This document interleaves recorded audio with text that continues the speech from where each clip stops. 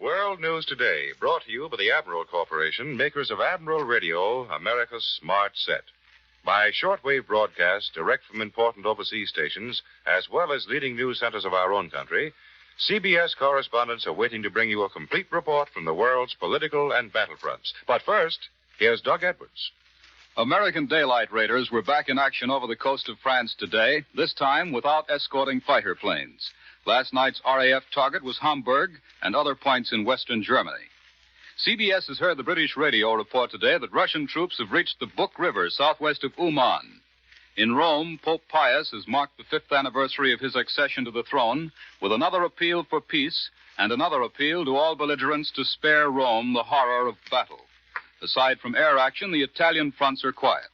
But now for news direct from that battle zone and an interview with one of our fighting men from Montana, Admiral Radio takes you to CBS Naples. John Daly reporting. Bad visibility and a cold, driving rain today restricted both land and air operations on the Italian battlefronts. There was a pause in the aerial offensive against German land transport, which has taken our bombers over Rome and several major railway cities in the last few days. A high point in the offensive was yesterday's attack, the first of the Italian campaign, against the vital railroad yards in the ancient city of Florence. Through these yards, a great percentage of the traffic from Central Europe and the Balkans clears into southern Italy. For weeks, our Air Force has been pounding at the railway cities around Florence in the desperate hope that by knocking them out, we could avoid a direct attack on Florence, a storehouse for much of the cultural and artistic heritage of European civilization. But that didn't work, and faced with the military necessity of bombing Florence, the Air Force turned to the sharpshooting B-26 Marauders. Lieutenant Jack A. Larkin of Great Falls, Montana, piloted a Marauder in yesterday's attack. An attack so successful that it brought immediate commendation from Major General John K. Cannon, commanding the Tactical Air Force. Jack, how do you get ready for these precision attacks? It begins very early in the morning, unfortunately. The lead pilots and bombardiers were called in at 6 o'clock yesterday morning and went over maps and photographs of Florence with the intelligence officers until they could almost throw away the maps of the city and find the targets from memory. At 6:45, all crews, including the lead pilots and lead bombardiers, were briefed. The intelligence officer took over, and he went back to the Middle Ages and worked right up to the present date, telling us the history and importance of all the churches and museums and palaces in Florence.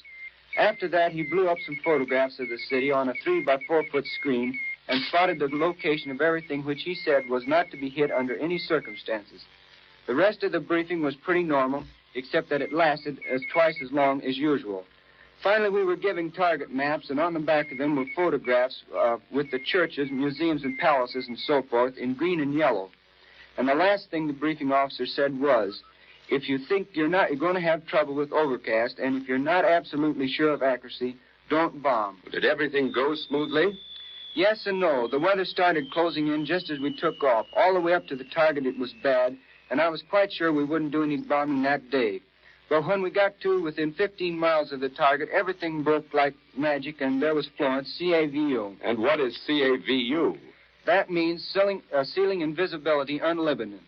The bombing conditions were almost perfect, and we went into the bomb run, which was approximately 4 times as long as usual, for greater accuracy. Did you see your bombs fall? No, I didn't. I was too busy holding the exact course, but I know that the bombing was 100% accurate and 95% destructive, and that not one bomb hit closer than a quarter of a mile from any church, museum, or palace. That's precision bombing, John. It is that, Jack. As General Cannon said, you've done it again. Now back to CBS in New York. More news in just a moment, but first, here's Warren Sweeney with a word from Admiral Radio. Calling Car 27, return to headquarters. Car 27, return to headquarters. If you were strolling along Piccadilly Circus in London some evening and you heard such a call, you'd probably have to look twice to be sure you weren't in America. Military police in the London area have found that a radio patrol system, as used by police departments in American cities, is of great benefit to the civilian population as well as to military personnel. In the event of an air raid, soldiers and firefighting equipment can be quickly dispatched to the affected areas. Another example of the many uses of radio in war. Admiral communications equipment is fighting on all fronts, war-proved, battle-tested. Production facilities of all Admiral plants have been greatly expanded to build more and more radio materials so vital to victory. Admiral's post-war plans include many radio improvements developed for the needs of war. When the war is won and Admiral's efforts are turned to civilian production, you can expect great things from Admiral, America's smart set. Now here once again is Doug Edwards. Liberator bombers have again attacked the French invasion coast. For this news and an interview with the inventor of the 6-ton bomb, Admiral Radio takes you to CBS London. Charles Shaw reporting. American bombers have raided German targets again without opposition and without loss. The targets today were in the Pas-de-Calais area, and they were attacked by unescorted liberators. Our forces are successful on all fronts, but of course, they owe much to the men behind the fronts, those who develop their weapons and plan their strategy and tactics. And now here is Air Commodore Patrick Huskinson, commander of the British Empire, MC and Bar, a fighter pilot in the last war, who was totally blinded in a London air raid in 1941. He heads the British Ministry of Aircraft production team responsible for the new 12,000-pound or 6-ton aerial bomb. Air Commodore Huskinson, what is the object of such an enormous concentrated weight of explosive in your bomb? To destroy Nazi war production, one big bomb is much better than a large number of small ones. You have recently seen the air photographs of our attack with 12,000-pound bombs on Le Bouge. These bombs completely devastated an aero engine repair factory. Well, can you say, sir, how the 12,000-pounder came about? The bomb was developed by a large team of scientists over many months of investigation.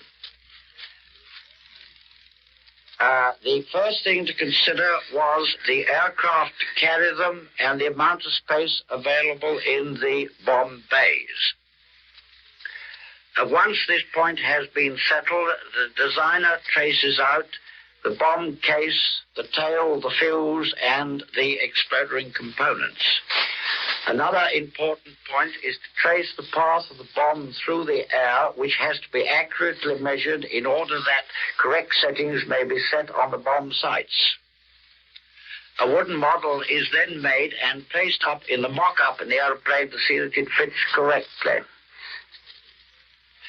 A further team of experts are considering what type of explosive to place in the bombs. Once this is settled, trial bombs are made up and statically detonated on the ground. The first time we dropped one of our 12,000-pounders, it fell head over heels, much to the consternation of the experts watching the trials. Well, Air Commodore Huskinson, what can you say about the tests you make? Bombs are placed on their nose on the ground and surrounded with a large number of scientifically recording instruments, which give blast pressure over distance. People who carry out these trials are at least half a mile away from the bomb when it detonates, and they are covered in concrete dugouts for protection. The bomb is then electrically fired and the blast measurements are taken. The first time we detonated one of our large bombs, the noise caused a big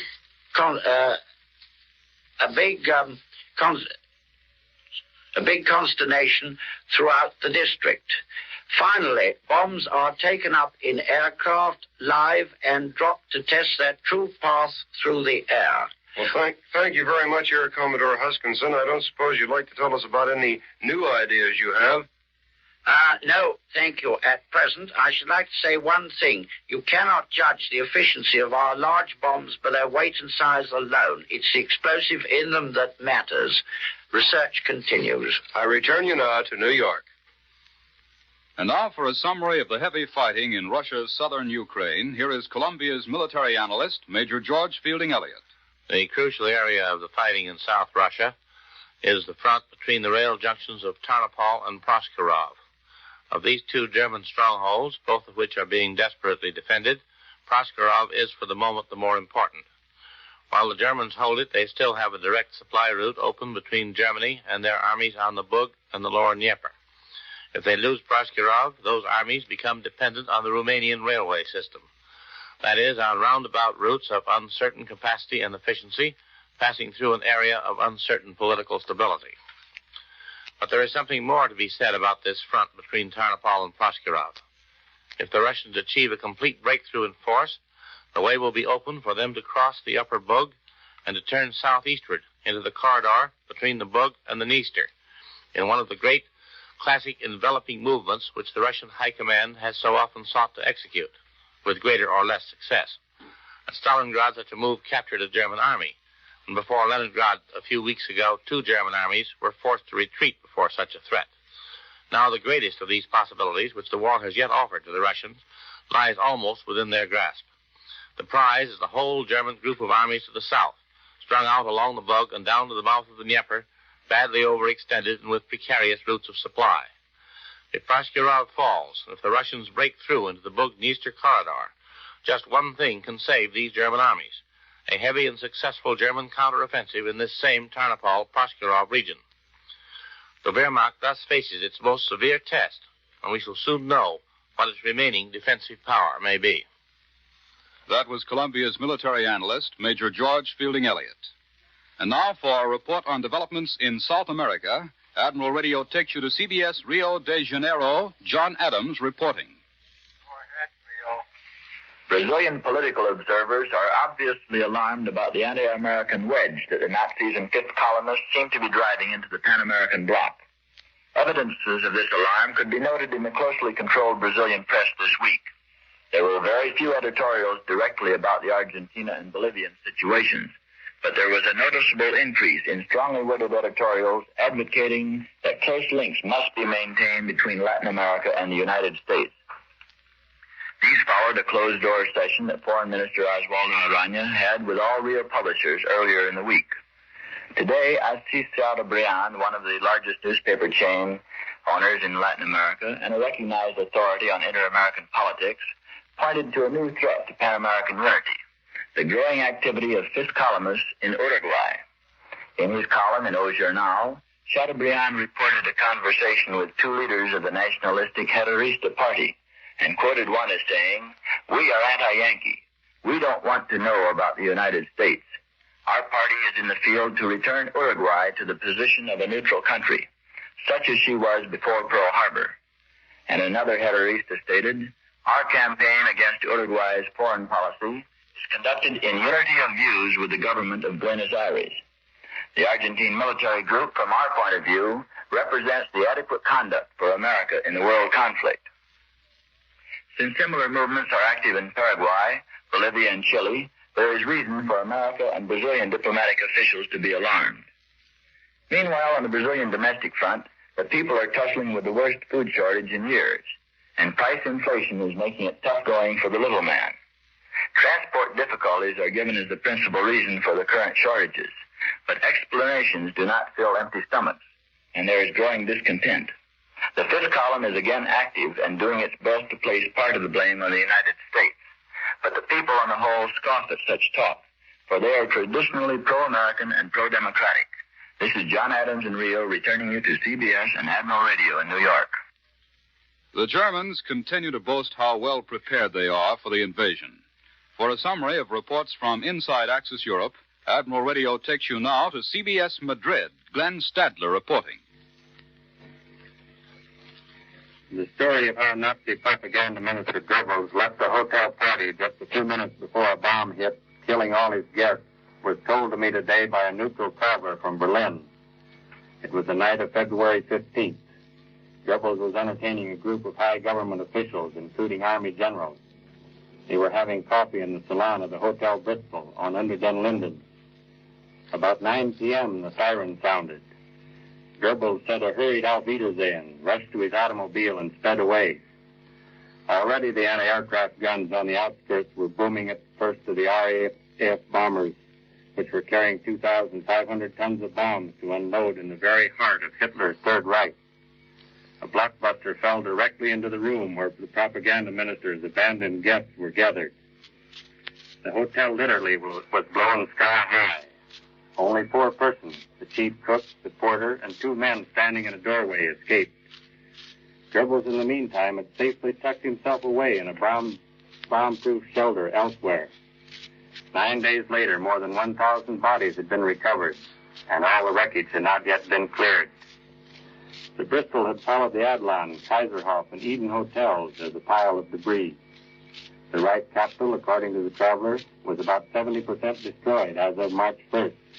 But the people argued over whether or not it was 75 or even 80% gone.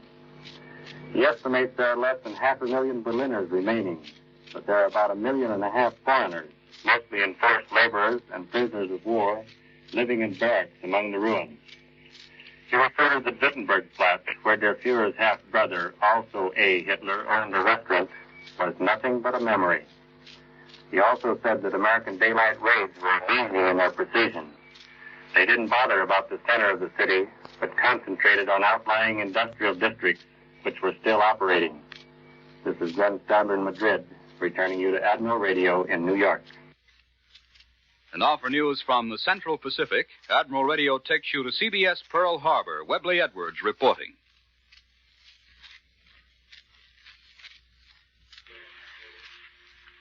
I have just returned from a visit to a Pacific island where much of the 4th Marine Division is now billeted. These are the men who, with 7th Army Division men, stormed ashore on the Marshall Islands. I talked and ate and spent considerable time with these men and asked them what they thought of the war and how they'd like to go home. They're thinking of home all right. They'd like a few hours at the corner drugstore and to see their parents and their girlfriends and to loaf a little in their old haunts. But they are already looking forward to their next battle. They're very serious about this job ahead of them. They've just started this Pacific War. To leave off now would not be too much to their liking. These are the men who've just left off killing Japs in the Marshall Islands in an efficient and thorough manner. Many of us may have wondered if this cold-blooded killing of the enemy, this necessary stamping out of a brutal and fanatic enemy in his sniper's post or his pillbox, may have brutalized our young men. I have to report that it is not. They are normal young men who've been through a terrific experience, but their afterthoughts are perfectly decent. They remind you a lot of a crowd of young men who've just returned from an important football game which they've won, except that these have a very serious look in their eye. They are quite tough, in the quiet, tough way of men who know their own strength and support. This does not submerge their sense of humor, the irrepressible flow of typical American wisecracks. This toughness is most heartening. It is not the brash, superficial gangster kind.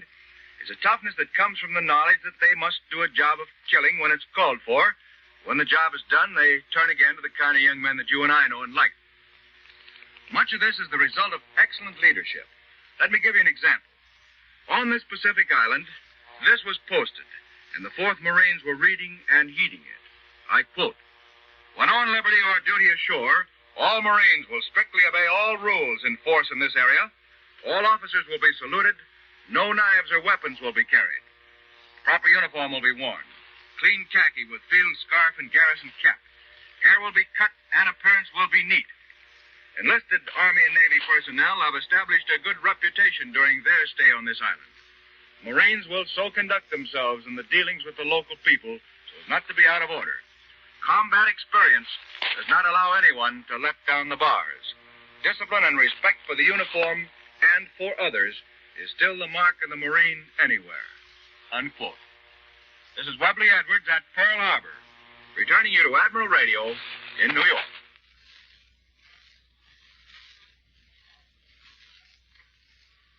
And now for the news at home and an interview with the commander of a Navy patrol squadron in the South Atlantic. Admiral Radio takes you to CBS Washington. Don Pryor reporting.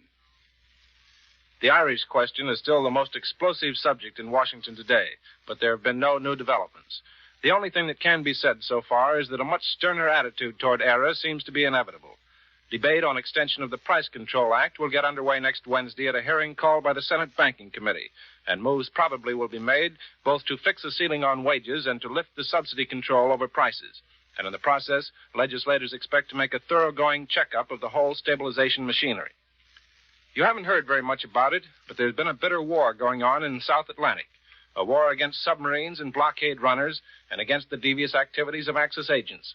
The front line in that battle zone is in the air, with the officers and crews of Navy Liberators, Mariners, Catalinas, and Venturas that scour the ocean to find and kill the enemy. To tell you about it, Admiral Radio brings you the commander of the most deadly patrol squadron in that area, just back in this country after 2 years of service over the South Atlantic. He is Lieutenant Commander Renfro Turner, Jr. of Memphis, Tennessee. That's quite a build-up, Don. Actually, we've just been doing a routine job. We've been pretty successful, but I want to make it plain that no one person deserves any more credit than anyone else. Oh, sure. No, I'm very serious about it. That's the kind of job it is. The most important part of it is just plain looking. You can't sink a submarine until you see it, and you can't see one without looking hard and long. And every member of the crew shares the lookout job. Well, can you tell us the story of one of your actual attacks, Commander? Well, one of the most exciting ones came during a training flight. We were out in the Liberator flying around 8,700 feet. We came out of the top of a cloud when Ensign Rohr, the navigator in the bow, sighted the submarine on the surface. You were flying the ship? Yes. We ducked back into the cloud so he wouldn't see us and went down to about 4,000 feet. Then we came out of the cloud and dove and dropped a depth charge from about 50 feet just as his stern was going under the water. Did that get him? I think it damaged him. We patrolled around for about an hour, and he came back to the surface. That time, Ensign Terry, the co-pilot, was flying, and he made a second attack just as the periscope was going down. We had to go back to the base then, so we called in some other planes, and they kept patrolling all night. He came up again at dawn. The plane that sighted him made one attack, and then 2 more came in and dropped half a dozen depth charges apiece and blew him to bits. Unfortunately, one of the planes was caught in the explosion and was lost. Well, how much of the South Atlantic can you cover like that, Commander? All of it. And how about the blockade work you do down there? Well, you've read about Germany's attempts to run the blockade. Well, I remember that story in January when 4 of their ships were sunk. Were you involved in that one? Yes, all of us were. We set up a barrier patrol clear across the Atlantic. It was so effective that not a single ship got through that we didn't see. Well, one of them got up to the Bay of Biscay, didn't it? Yes, I'm sorry to say he did. He slipped away from us after we spotted him, but the British caught him later and sent him down along with several destroyers the Germans sent out to help him. But the other 3 were scuttled in the South Atlantic when our surface ships closed in on them. Well, the South Atlantic apparently is pretty well under control, under the overall command of Vice Admiral Jonas Ingram. And now Commander Turner is going to get a well-earned period of service here at home where he can watch his 1.5-year-old daughter grow up. I return you now to Admiral Radio in New York. Once again, here is Warren Sweeney with a word from Admiral Radio. Thank you, Mr. Edwards. Even the war has not lessened America's appreciation of good music. And the proud owners of Admiral Radio phonograph combinations with automatic record changers have more opportunity to indulge this appreciation. Whether the recording be the latest popular interpretation of Mersey Dotes or a Brahms concerto, the round fullness of tone and the flawless reproduction, when played on an Admiral, afford the utmost in music enjoyment. Loading and unloading the Admiral automatic changer is so simple. With a capacity of 12 records, a complete program can be enjoyed without going near the instrument. Remember, too, that only Admiral has slide away. Admiral's slide away is constructed so that by merely opening the doors of the Admiral cabinet, the complete phonograph turntable and automatic record changer are merged to view, waist-high, convenient. It's easy to see why Admiral's automatic record changer and Admiral's slide away offer so many advantages over other types. For Admiral Corporation is the world's largest manufacturer of radio phonograph combinations with automatic record changers. Experience counts. And because of this experience, you'll want your post-war radio phonograph to be an Admiral, America's smart set, with the Admiral automatic record changer and Admiral slide away. The appearance of personnel of the armed services on this program does not constitute an endorsement of our product. Once again, you are asked to give generously, to give all you possibly can to the Red Cross. Let your goodness of heart be the measure of your contribution. Every dollar means blood plasma to save lives, comfort and care for the wounded, medicine and food for prisoners. America's Red Cross goal is $200 million. Your contribution is vitally needed. Make it as large as you can. World News Today is brought to you each Sunday at this hour by the Admiral Corporation, makers of Admiral Radio, America's smart set. Be sure to listen again next Sunday when Admiral brings you World News Today by shortwave, direct from leading news centers of the world. This is CBS, the Columbia Broadcasting System. The WBBM Air Theater, Wrigley Building, Chicago.